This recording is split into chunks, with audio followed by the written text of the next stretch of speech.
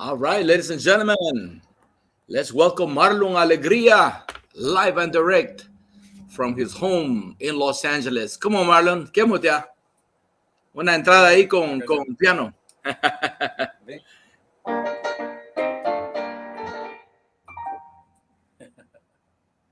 We're live. So I'm monitoring the signal. Thank you so much, Marlon, for accepting my invitation to be with us this evening. It is a beautiful 18th of August, 2023. And we have Marlon Alegria, who is a very accomplished professional musician from Cayo District in Belize. He came to the U.S. A while back ago. We're going to get into those details in a minute, but Marlon, tell us a little bit about you, man. Good evening. Good evening, everyone. Well, I'm just a musician, aspiring musician. I take it as a hobby. Enjoy what I do. I guess I have a passion for music. Yeah, and I try to do the best possible. But for everyone. Excellent. Yeah, get as close as possible to the mic so we can hear a little bit better. Yeah, give me a second. Yeah. Excellent. Very good. Thank you, Marlon. So this show here, it's a brand new show, and we have you as the third person who has been on our show. I had Nuru. He was our first artist and on Wayanuha, which means let's talk. Conversemos in Spanish. And Wayanuha and Garifuna, of course, let's talk. And then our second guest was the very well accomplished musician from Honduras, Mr. Mando Ballesteros. And today I wanted to dedicate this time, this hour, to you and your talent. You as a musician, you are a hidden gem. Not a lot of people know who's behind that beautiful keyboard. And so before we get into the nitty gritty, man, I wanted to know what you've been up to. What projects are you working on right now? So lately I've been working. Everything. I'm being concentrated more on the Latin side for a little bit. Still trying to get back to the usual Caribbean, the Central American thing. I've been doing a lot of Latin gigs, salsa, merengue, bachata, kind of expanding a little more, the basically genre instead of one circle, trying to expand a little bit everything. Yeah, and hopefully soon if we get back in, doing some paranda, doing some punta, doing some of the Central American thing. Beautiful, man. Tell us about what was it growing up in Belize in Cayo.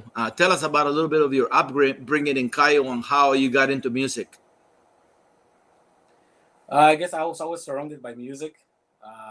When probably 4 years old, saw my grandfather from my dad's side, Mr. Alejandro Alegria, really good guitar player. He was in his bolero eras, and so I observed him sing and play guitar at that time. And then when I started living in Cayo, it's a completely different environment. Family members, from bandos, Escobars, Landeros, just top musicians. So I was always surrounded by live music. In fact, in the early 90s, when I was living in Ranch Mount in Cayo, they used to have the OBG's band, which is a bandos song guys, cousins and brothers. And that's where I kind of saw the live band type of thing. So I guess that's what kind of gave me a little, un poquito de energía, un poquito, yeah. You remember some of the musicians or the music that inspired you back in the days when you were growing up? What were some of the songs that you remember? Oh man, well, we listened to everything basically. My grandfather basically listened to from cumbia to soca, the calypso, basically the whole genre of calypso area, and Laro and all those top musicians apart from profesionales and beside that international artists like Los Bookies and just variety of all kind of music basically. So, One thing I like about Belize is the fact that you guys are exposed to, were exposed to back in the days to a lot of international music. You had the influx of Jamaican music from the Caribbean, Trinidad music, Trinidadians with the soca, and then you had, of course, calypso music from there too, and then you had country music from coming from the United States via the airwaves through the ocean. You will be able to pick up some of the radio stations from Texas, and I could imagine, at night you could just tune in to AM radio, and you pick up multiple radio stations from the United States. Were you one of them? Yeah, of course. I grew up in Were you there, one of and them? Were I was you? really young. Uh-huh. I was well, yeah. We listened to. I mean, when you live in, I used to live in Corozal, which is the northern part of Belize, and you pick up all the Mexican stations, the rancheras, and all those, aside. When they live in Cayo side, you listen to Guatemala side, you hear some marimbas, you hear, everything basically, So you grow up surrounded by that type of a wide variety of genre type of music, So you get to love everything basically, everything. Right.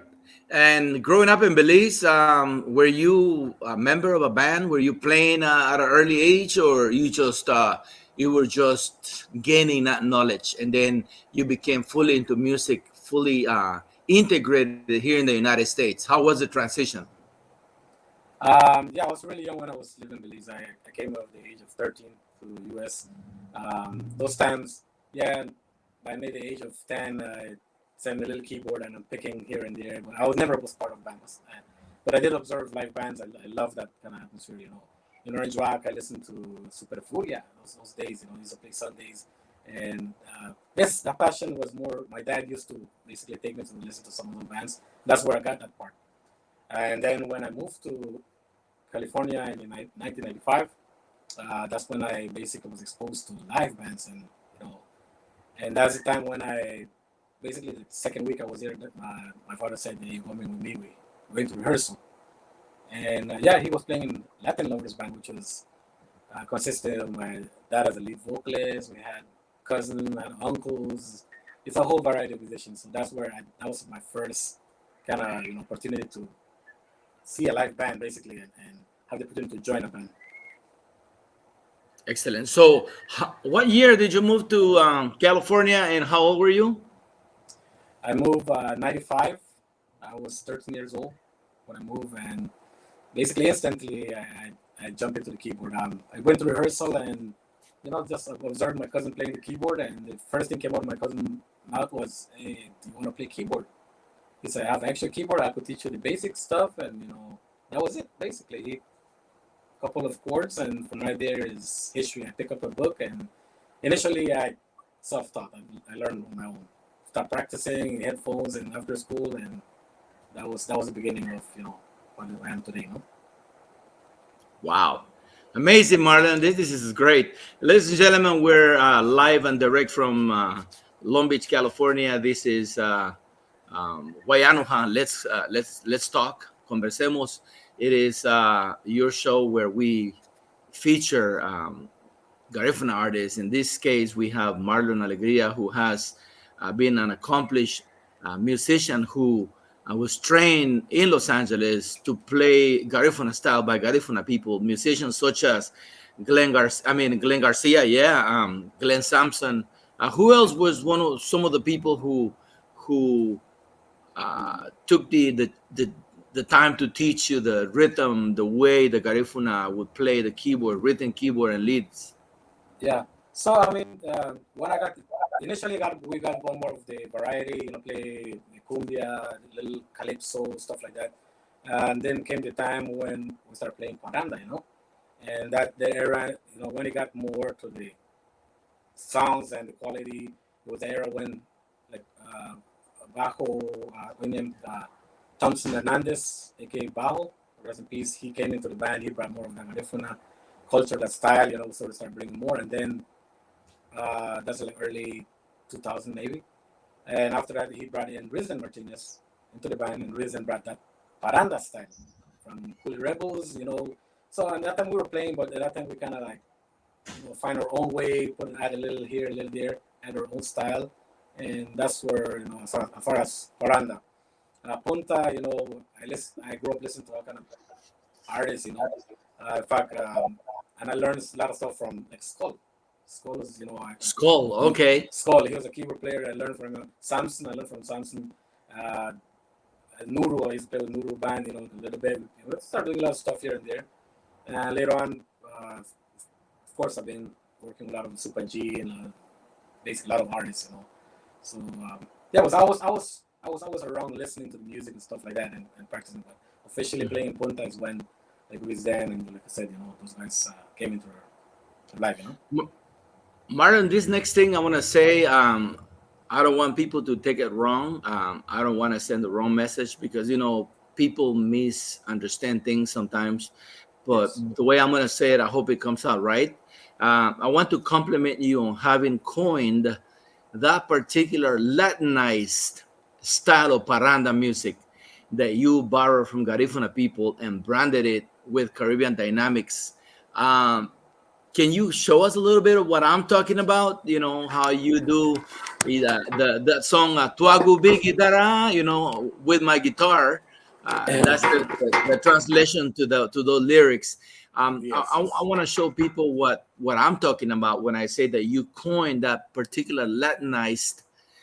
You put that Latin touch in it, and it's so popular that Gil Harris Seven band in Belize and Techno band in Belize and many other bands have uh, Yeah.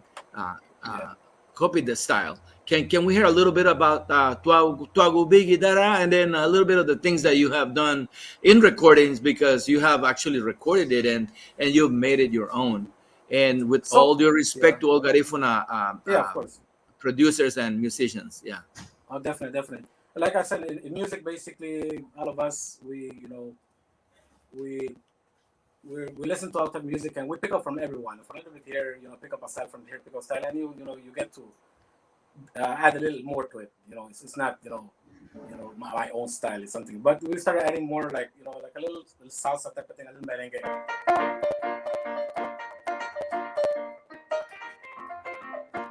So a little more merengue than that, and then so stuff, just little stuff like that, and then um, we started adding. Well, the paranda that we started doing like ballet paranda, like adding little strings into it. And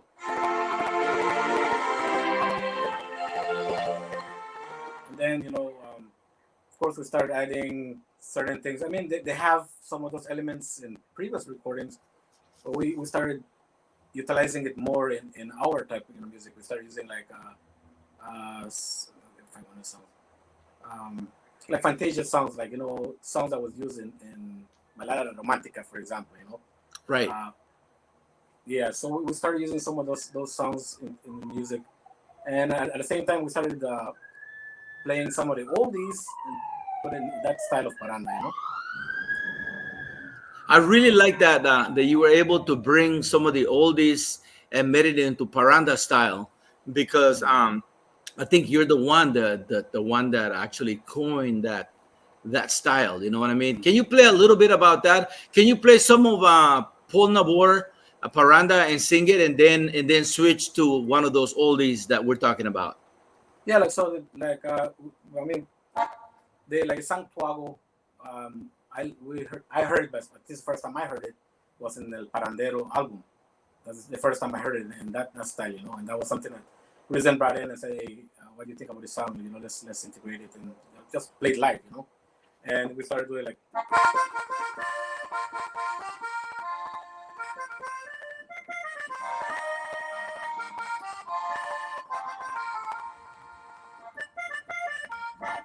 so little stuff like that.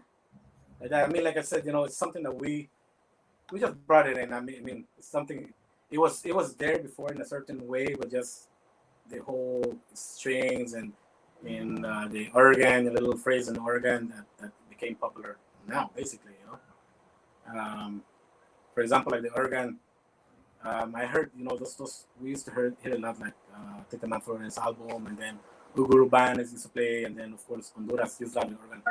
But Honduras used to play a lot of the. Then we started adding it, into the paranda, little slow version.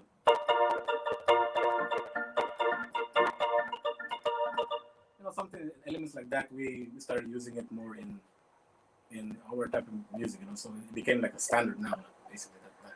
And it wasn't much utilize it. Let's put it away, Right. No, fascinating, man. Fascinating. You make it sound so easy, but when it comes to playing the keyboard and backing up artists such as Aurelio Martinez or even Super G or Mojaba Flores, I mean, very strict people. I mean, these very strict Oh yeah. musicians who demand a lot from you. And so, how do you deal with that? Well, that I took it as a challenge, basically. When I started getting calls from them, and that's the keyboard player I want, and I just, I took it as a challenge. I did the best I can, basically, they love what I was doing. They love that I could pick up those phrases, really quick and memorize it, and don't panic on stage, basically. That was one of the important thing for them. And right there, we just, kept going, just do our best to ability.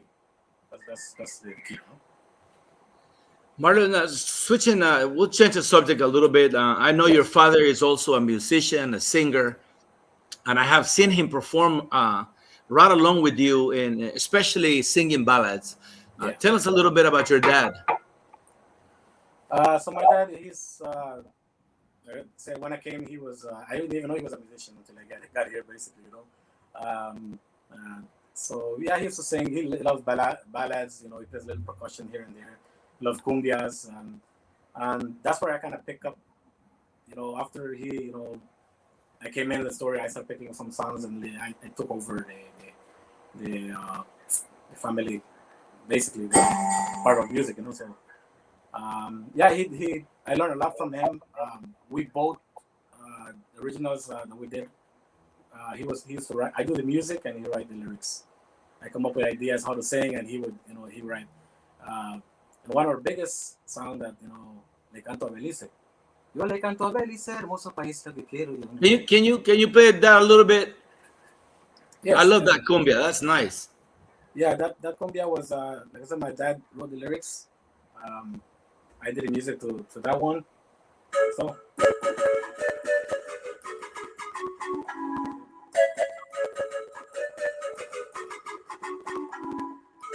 yes, I haven't played in years. So so yeah, so those are the songs that he started bringing in. For his love Belize. He's not born in Belize. He's from Salvador, but he lived all his life in Belize and married Belizean, my mom, and Belizean kids. So yeah, so he that's his love, his passion Belize. So that's some of the stuff that we did together, And I learned a lot of him as far as writing music and lyrics wise. So yeah, definitely a big impact in my life. Tell us a little bit about your family, your wife, the children. I know they play an important role in you developing as a musician. It was a drastic change from being single to being married. How were you able to handle that transition? And you did Oh it yeah, well. yeah, definitely. Yeah, when you're single, music was just it's still a hobby for me, but music wasn't. I didn't do it the professional way. I was, they call me, hey, we have a party, down the street, we have rice and beans, we have something to drink, we a party. There you go, I do my show, my keyboard, play all night, party. That was it, So, and not to say that I enjoy that, of course, but after you get married, you have to take things serious, With me, music, I always take music serious. Was never in music for drinking and girls and stuff like that. And that wasn't me. In fact, I was a shy guy. I play the keyboard and I'm backstage chilling there, drinking my Coke, and that's it. So for a long time. So yeah, and then basically, when I got married, it's responsibility. Basically, you have to schedule. So now, with me, gigs, it have to be really important gigs. Gigs that are worth it. Basically, I won't say waste of time, stuff like that, but I do have a standard and a certain kind of rate, certain way of working music now. Because time is really important, So I'd rather not go, waste my time somewhere when I could spend it with my kids, or my wife. So that to me is really important. Right. Your children, do they like music? Are they gonna be like you, or do you don't want them to be in the music business? What is the story there? Well, if they like music, I'm gonna try to help them as much as I can. As far as I'm not a really good teacher, just to let you know. I don't have too much patience as far as teaching kids and stuff like that. But we'll try my best to if they want it, Of course, I'm not gonna push it and say this is what you want to do. If they want to, whatever they pick, I'll support everything, But of course, I'll teach them as much as And they love music, both of them. They put a pan in front of them and they'll play, they sing, they sing some Creole songs, the Latin songs, the dance, that's their passion, And they love to see live bands. It's one of their biggest passion. Beautiful, beautiful. Marlon, last time we were together celebrating your wife's birthday, and this is coming from my wife Cheryl. She wants me to ask you about your Garifuna grandmother. That you believe that there is a connection there with Garifuna. Tell us a little bit about that. As far as at least what was brought up, was brought in family, and what we know of our grandmother, she was mixed Garifuna, and she was mixed with Indian, basically. The sad part of our family is there's a lot of secret stuff, like many families, stuff. So she met me basically because I was a baby when she was still around, and she didn't keep the culture basically as a part of the different side, strong. I'm not sure exactly what's the story behind that. But yeah, we do see it in a lot of our family. We have different complexions. We have, they look like Garifuna, they look Indian, they look, white, they look everything, as far as that. So maybe that's part of what's in my blood, basically, as far as that type of music, But I would love to find out more about my ancestors, basically. Excellent. Now, let's go back a little bit to your exposure, the way you became one of the sought after keyboard players for Jamaican artists such as Pluto.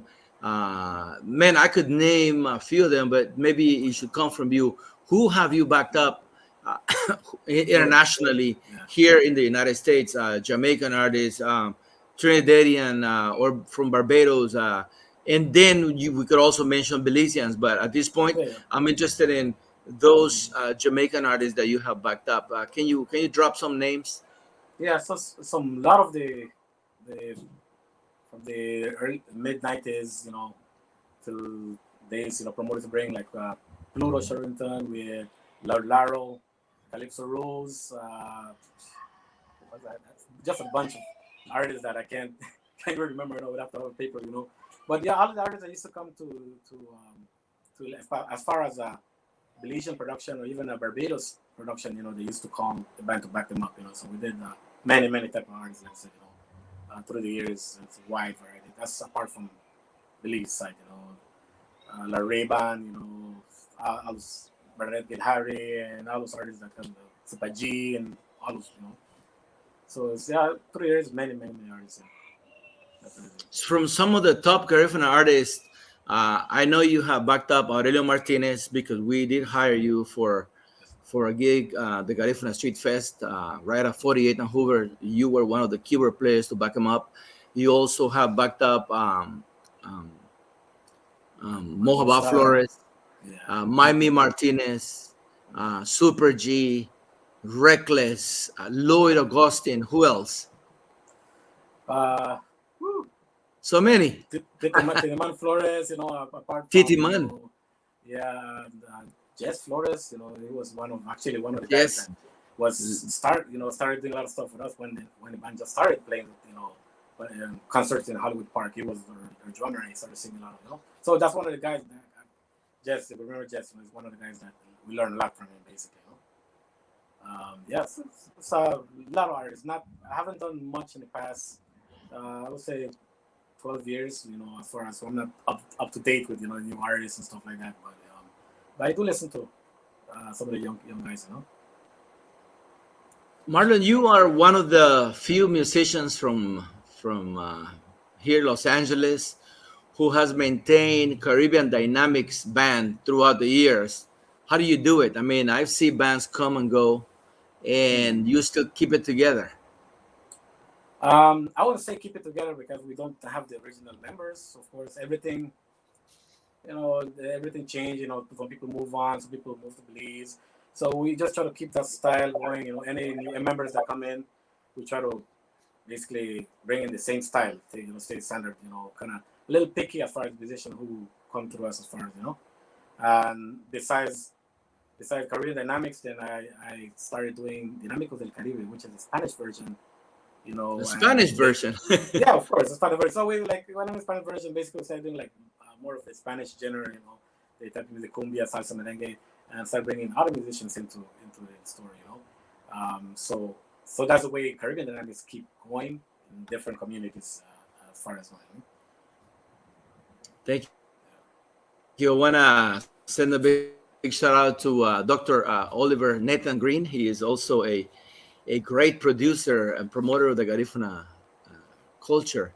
He's actually watching live right now, and he is the person behind the Wanarawa documentary, which is available on DVD.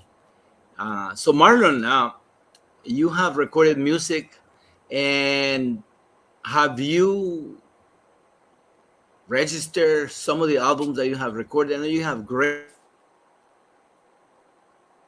Yeah, when it comes to our original music, they're all registered. The album that made a big impact in Belize was, of course, the Upper Revive. Yeah. I think I lost you a little bit, Labuga. See you.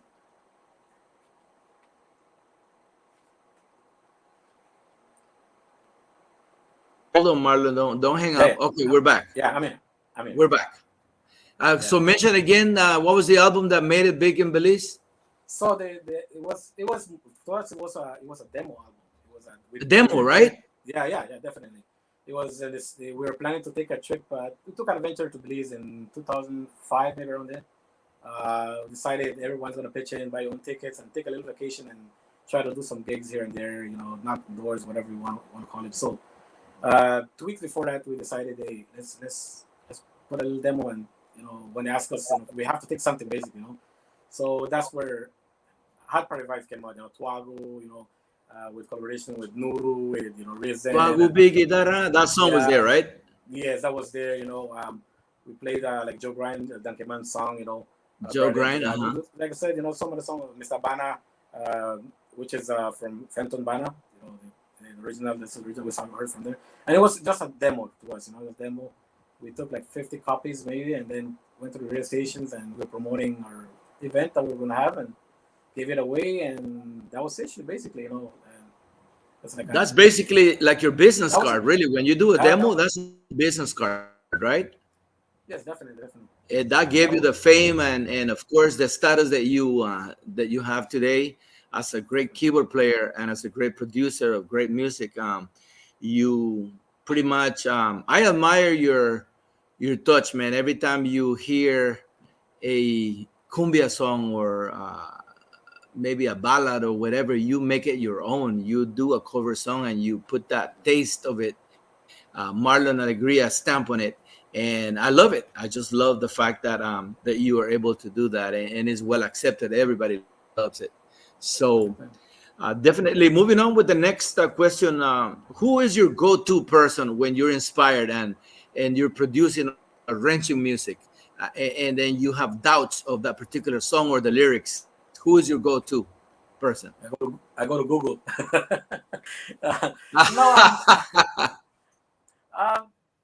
That's I guess one of my weaknesses. Let's put it this way: when it comes to lyrics, I have the idea, but put everything together. I put it my way. I try to.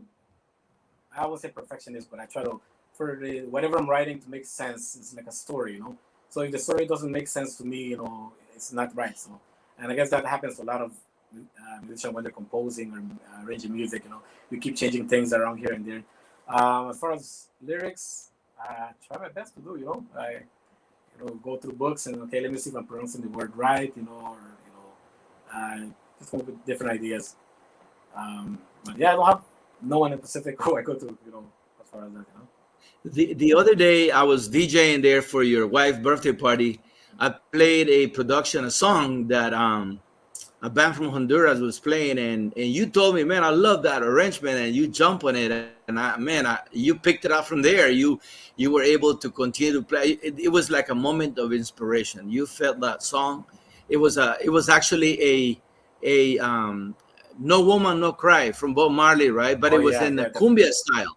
Yeah, definitely And correct. you just asked me for it. You said who plays it, and I told you it was a band from New York, from Honduras in New York. Yes. And I forget the name of it right now, but that gave you that inspiration. You got on the keyboard, called your band, and you started playing again. Yeah, yeah, played live. Yeah, yeah. That's like I said, we all get inspired, by different musicians, different bands. We hear stuff, and as a musician or as an audience, basically, you love certain things. You know what I mean? You love this. I love this the songs. And you start to, I'd say copy. 'Cause people say, oh, you copy from this, or you copy from that. You put your own taste into it. Listen to certain songs and add. You know what I mean? Um, and of course, we one of the biggest bands we were inspired as far as doing non-stop album was Byron Lee. Of course, the whole Belize, every Caribbean and stuff by Byron Lee. So we started, and we did play alongside Byron Lee many times. And we picked up a lot of those, certain songs like as far as when it comes to the drum machine, the MPC, uh, the master, the guy behind those songs, those rhythms is Dr. Rhythm. Dr. Rhythm was behind from the initially, hey, let's do this, pop, pop, pop. So part of the rhythm and the style of dynamics, it's a joint thing. Everyone pitching a little bit. Guitar player put his own style, bass player come in his own style, and we basically just a whole thing. So I would say I'm the, so all of us just put together, and then just that's where the song came out. Wow. What places have you traveled to perform? And what are some of the places you would like to travel to be able to perform either with Caribbean Dynamics or as a keyboard player or as a solo artist? Yeah. We done Belize, we done Guatemala, well, border with Belize, basically we did a performance there. We did New York, we did Chicago, Houston, Miami many times. I would love to travel other places, Honduras, Livingston, those places right there. You love, some music, Uh, hopefully one of these days, no, it's a different. I travel with family now, so it's Well, taken as my a birthday is vacation. coming up. My birthday is coming up on March 9, and we're planning to do a nice gig in Puerto Barrios. So we'll be calling you, man, for next 2024. We are planning to bring Mojaba Flores along Wow. with Mando Ballesteros. So if you're down for the gig, man, we could hire you as the main keyboard player, and then we'll bring Sonny D from Honduras to play the bass Oh, for you. that's my buddy right there. Yeah, definitely would love the opportunity. Definitely, yes. We need to talk. We'll talk business, man. Yeah, yeah, definitely. um, where do you hope to see your band Caribbean Dynamics in the near future, and what are some of the obstacles that you have to overcome to be able to get there? Um, I think one of the most difficult things, especially in LA, is musician wise. We're limited musicians. We don't have enough musicians, and the few that we have, I mean, to be honest, or there is not too much discipline. You know what I mean, not too much discipline. So at this point in my life, I, if I'm dealing with any musician, it has to be discipline. Like I said, we don't play no games no more. I mean, we've all grown, so we have to be strict and get into stuff. So hopefully in the future, we have some new generation come in, and serious musicians, and we'll try to develop that standard again, as far as music. Yeah, but it's not easy to keep, especially the Caribbean side and the paranda and punta, that style alive in California is a difficult thing, honestly. Right. Okay. Great. Great. What advice would you give to an upcoming artist who may want to get into this business, whether it's a musician who plays an instrument or someone who is a vocalist? Basically, advice I would say, uh, practice as much as you can. Take music serious, and as far as gigs, have a standard. Do contracts. Do all details. Just don't take the gig because they make it oh yeah, nice gig. Have this and have that, and then show up and what I mean, you spend more than what you're going to gain. You know what I mean? As far as the price, what they pay you, I mean, it takes a while for you to develop something, develop something, and then you can say, I charge this, and they'll pay. Initially they'll bargain with you. You'll have to, as I develop your talent, develop your music, and set a standard. Don't take any stuff basically.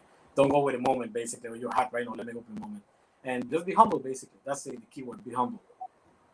Don't go there and I'm an ego and stuff like that. So that's at least one of the things I would advise. Marlon, I wanted to send a big shout out to my sister-in-law Jessica Norales, who is tuning in out there in East Coast somewhere.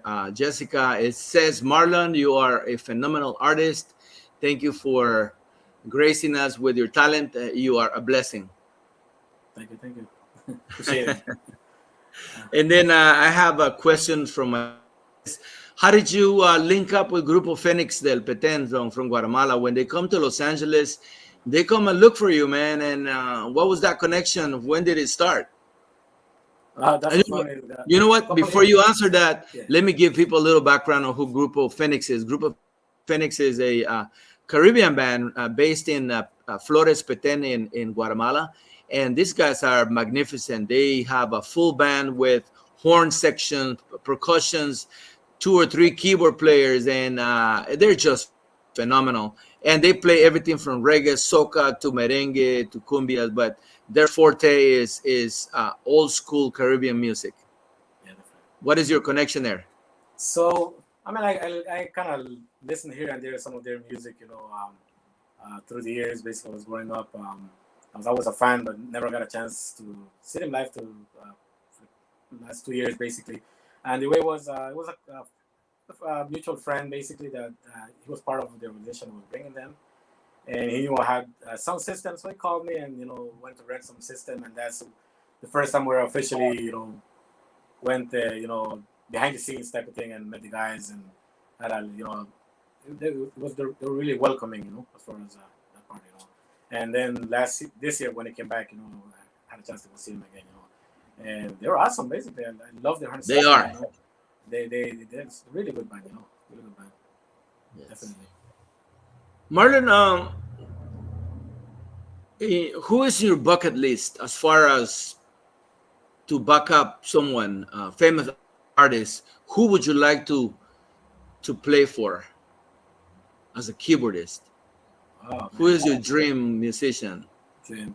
I think as far as a musician, I would say Marco Antonio Solis, one of the biggest artists. It would be who? Marco Antonio Solis, like Bookies. Marco Antonio Solis, El Buki. Wow. Musicians, yeah. Which I met some of the musicians before, but that would be a dream. At least a jam session. I won't say concert. Jam session with them would be fun as far as and hopefully I get to meet them soon.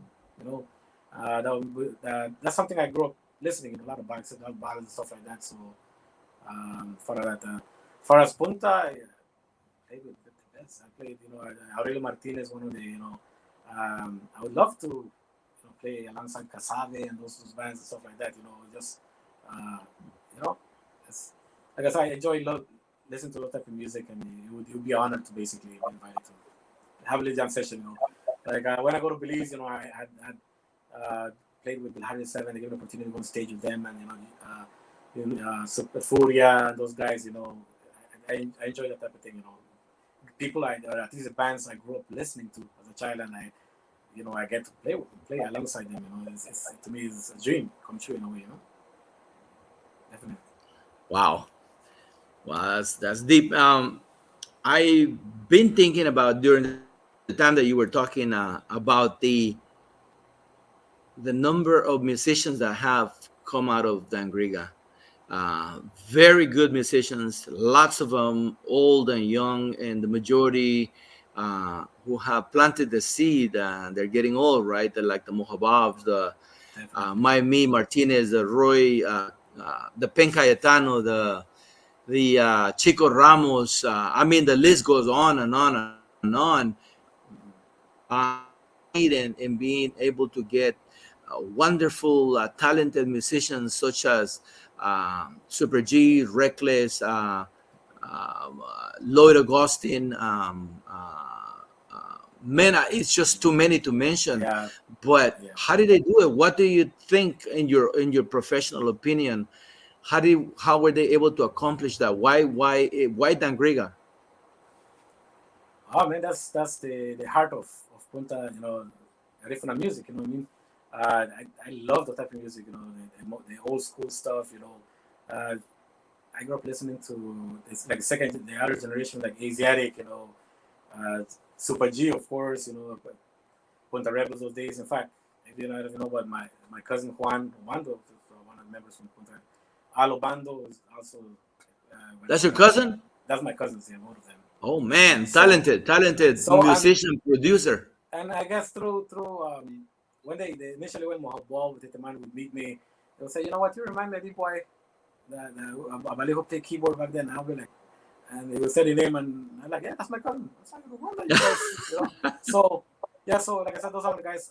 When I was initially starting, I was watching them rehearse. So I was seeing like doing all stuff. I haven't had a chance to play with them yet. I met them many times, but we haven't had a chance to sit down and jam session. But yeah, definitely. As far as the old school musicians, I guess they put the heart and passion into the music, and those songs are classic, that will never die. Those music, those Titiman, all those top music that you play right now and still sound fresh to me, you know what I mean? But I guess they took their time to develop the song, the style, as far as lyrics, the story behind it. So I think that's really important. To me, do an album quick, pop. I mean, it's gonna be hard for a little bit, and after that, it's gone. You want to create music. Basically, what I love for them is like you hear from Super G, those classic songs that you can play right now and straight to dance, basically. So you want.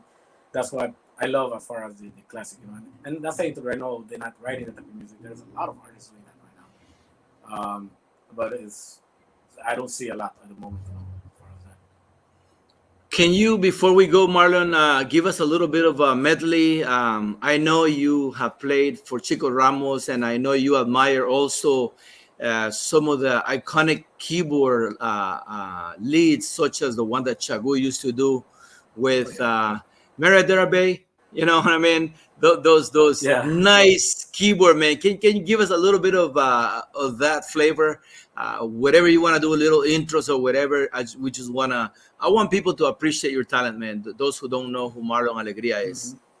Yeah. So like I listen to all those guys and play with those guys. I pick up like Miami when Miami, started. All that kind of stuff, that's a lot of stuff that we pick up, from all of us pick up from Sagu and as the Song Incorporated, all those bands before us, and LA we have all this guys Delson Sensation, did an awesome job as far as putting, some of those songs, so we pick up a lot of those songs from them, and besides the 90s eras with Wow. songs and yeah, all those songs, we grew up listening to. Wow. So, and didn't have no option to learn the songs. Basically, you have artists coming up. Okay, 10 songs for this artist. You learn the song, and here was 10 for it. So, yeah, that's something we love to do, and just How about a little bit of Mohabab? Bob,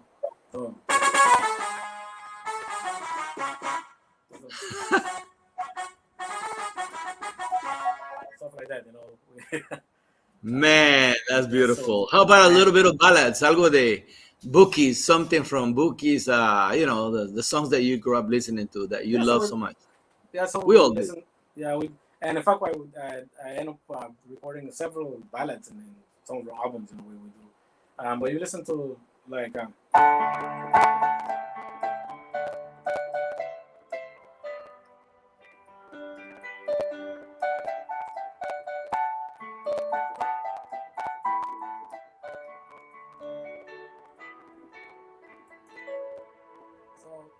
listen, like I said, and then later Wow. on we start doing the bachata and merengue and everything, basically a little everything. So once you get the full dynamics, you get.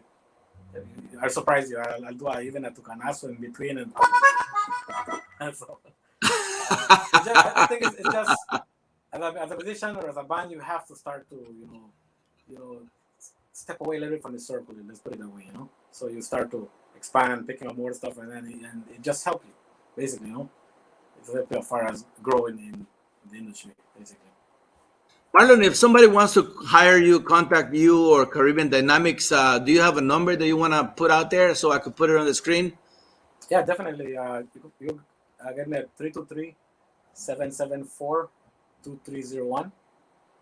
23 what? 2301. 01. Okay. Yeah. And you can also find us under CaribbeanDynamicsMusic.com. Okay. Oh, you know what? The number didn't come out complete. Let me do it again.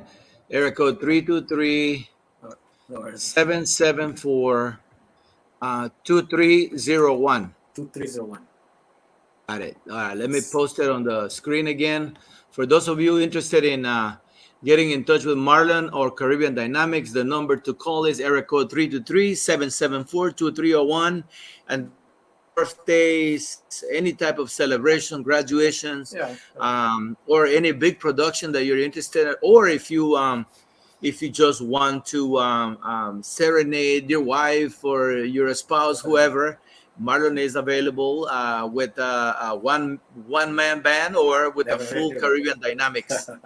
Show right? Full bell, whatever you want, But yeah, thank you, Labuga, for the opportunity. Like I said, this is something we love, doing, and we all with respect we do the type of music that we do, and we work with different communities, Mexico and everything. So this our passion basically we do it with love, for as a respect for you guys, So definitely, thank you, man. I appreciate the time you gave us. I am trying to put your number again on the screen with the full name of the band so people are able to see and get the entire picture. Somebody just text a message right here for you. You're so versatile that you you do an excellent job playing the keyboard for Ideal, Marconi Star, and Gadu back in 1996. I think it was during GAHFU's event. Yeah, that was beautiful. How are you able to transition to different styles of music? That's what my wife Shirley is asking. I guess you pick up everything, and then besides the stuff I pick up with Marconi and all those guys, I pick up a lot of their style, and they're good teachers too, because they will you practice. Okay, do it this way, do it that way, and you pick up and I guess it got easy for me to switch from cumbia to salsa, merengue.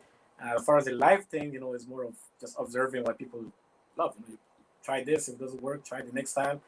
At least we have that option. This transition is pretty easy for me now, as far as that. Thank you, Marlon. Is there anything that you want to say? Something that you would like to tell the audience listening before we let you go?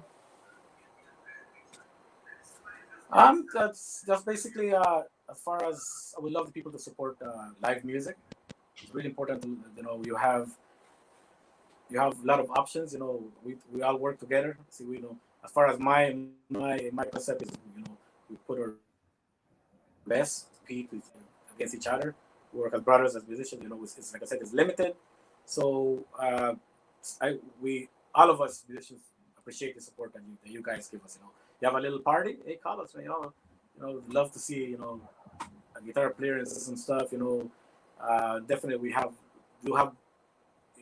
smaller budget, 3-piece band, 4-piece band, and basically just thanks for your support through the years, and hopefully continue to work and support. If you don't hire me, then hire another band is fine. I don't take it personally, but just keep going, keep going, keep going as far as live music. I love that, Beautiful. Marlon, before you go, can you let us go with a little bit of Donkey Man on the keyboard? Yeah, definitely. Yeah, so